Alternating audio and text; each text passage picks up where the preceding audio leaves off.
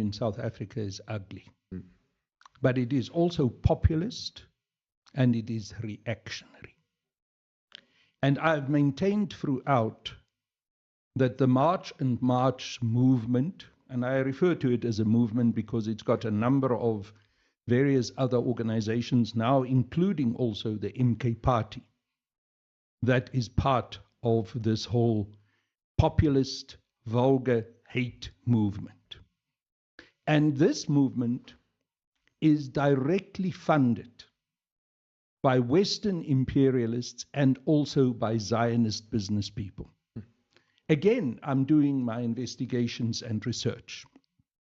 There's one particular Zionist businessman in South Africa who's gone out of his way to say that he wants to see South Africa's coherency, the unity of South Africa, to collapse.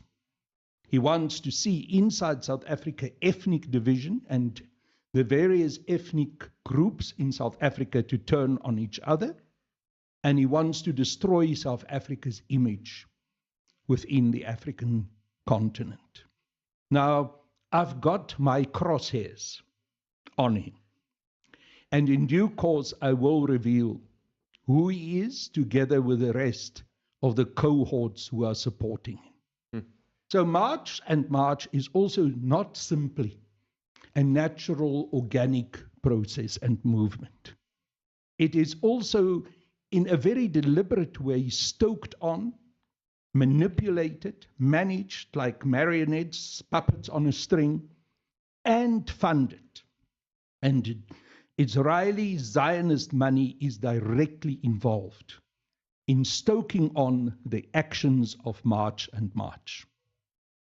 Now, it is a totally disgusting, unacceptable situation that any South African can turn on a fellow brother and sister from the rest of Africa. And I'm not saying that I don't understand the challenges that my fellow South Africans are faced with. Many of those challenges are much worse than I have, because in the past I was privileged by apartheid, I continue to be privileged. So I must always put that as a footnote when I speak about these issues. But fellow black African South Africans cannot claim that they are in the first instance losing their jobs and that the financial disaster that they are faced with in the most unequal society in the world is because fellow brothers and sisters from the rest of the African continent come to South Africa. Yes, I know that at the coalface they may sometimes feel like that and it may appear like that. But the essence of what we are faced with is the capitalist economic system.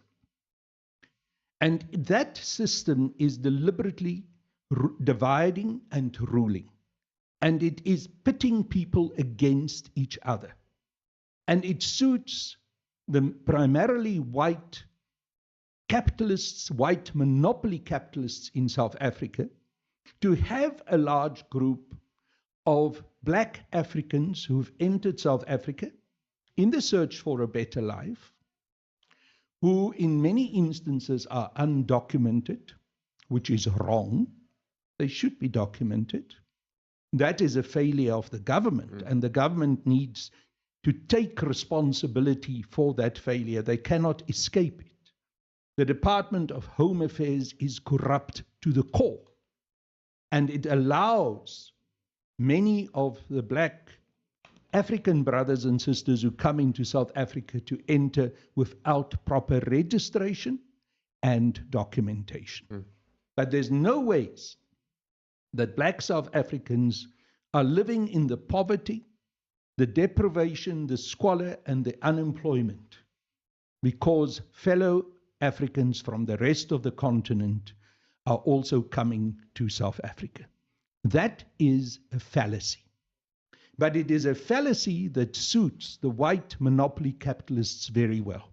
Because today they can employ an unregistered, undocumented black worker from the rest of the African continent at cutthroat wages, way under the minimum wage line, and therefore also undermine and cut the salaries of South African citizens. And they enjoy doing it. They also love the kind of divisions that's happening now, because it takes a whole lot of the pressure off them, where the real issue should have been, what is happening with the restitution of land, the return of land without compensation? What is happening with the restructuring of the South African economy? Why are big white monopoly capitalist companies closing factories and industries here in South Africa? Why are many of the mining companies in South Africa still dominated by international shareholding, which is predominantly white monopoly capitalist shareholders? And why are we not making sure that we enrich the minerals that we mine in this country, and that process of enrichment of the minerals also help to create a whole new wave of jobs in South Africa? So none of these questions, these are the critical questions. Now you have certain people like Jacinta Ngubese Zuma and some of those who run with her going around saying to black South Africans, it's because of the black foreigner. But interestingly enough, they do not raise the question about the German foreigner, the British, the Spanish, or even foreigners from the rest of Asia. Buying billions of dollars worth of property. Well, I'm often in Cape Town, and I can see what is happening with the gentrification of places like Greenpoint and Sea Point, which is now totally in the hands of white European foreigners and Zionists. I'm a little bit hesitant to say specifically Jews, because I'm not anti-Semitic. But Israelis who come from apartheid Israel, from Zionist Israel, who also fled the more current consequences of their genocidal actions in terms of the courageous actions that Iran had taken and the missile attacks that Iran launched on Zionist Israel. Now they run to Greenpoint and Sea Point and other areas.